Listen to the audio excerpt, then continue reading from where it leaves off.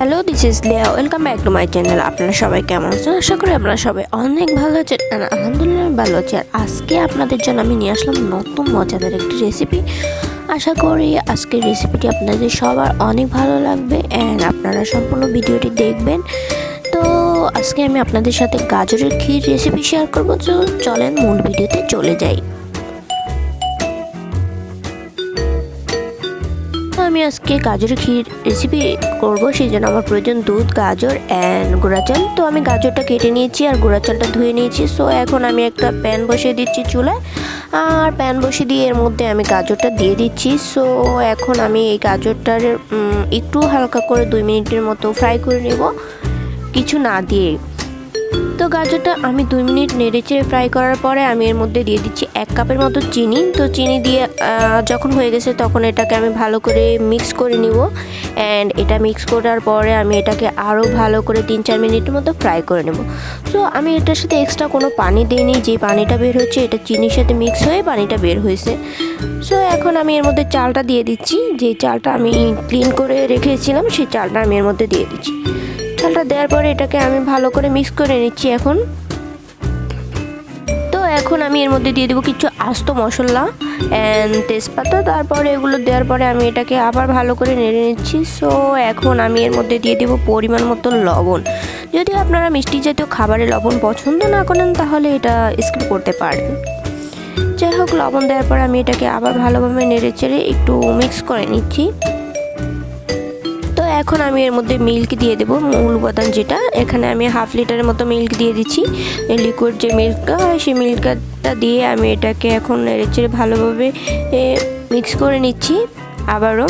দেন এটা ভালোভাবে মিক্স করার পর আমি একটা ঢাকনা দিয়ে এটাকে কিছুক্ষণের জন্য ঢেকে রেখে দিয়েছিলাম। আর আমি একটু অন্যদিকে সরে গেলাম।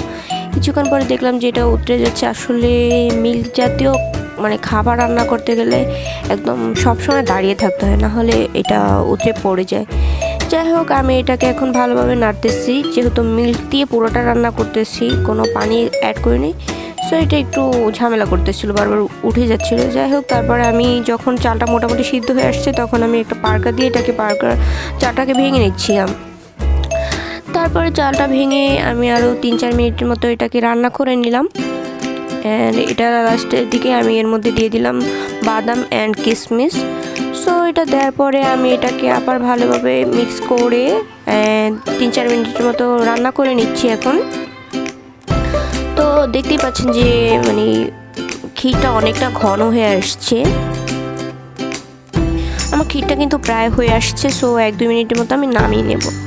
আমি চুলার জালটা বন্ধ করে দিচ্ছি অ্যান্ড ক্ষীরটা সম্পূর্ণ হয়ে গেছে অ্যান্ড কতটা ঘন হয়েছে দেখতে পাচ্ছেন। সো এখন আমি একটা প্লেটে সার্ভ করে নিচ্ছি ক্ষীরটা। তারপরে আমি এর সৌন্দর্য বাড়ানোর জন্য উপরে কিছু কিশমিশ অ্যান্ড বাদাম অ্যাড করে দিচ্ছি। এটা অপশনাল, জাস্ট সৌন্দর্যটা বাড়ানোর জন্যই আমি এটা করেছিলাম। সো আমার চটপট রেডি হয়ে গেল গাজরের ক্ষীর অ্যান্ড এটা খেতে অনেক মজা হয়েছিল।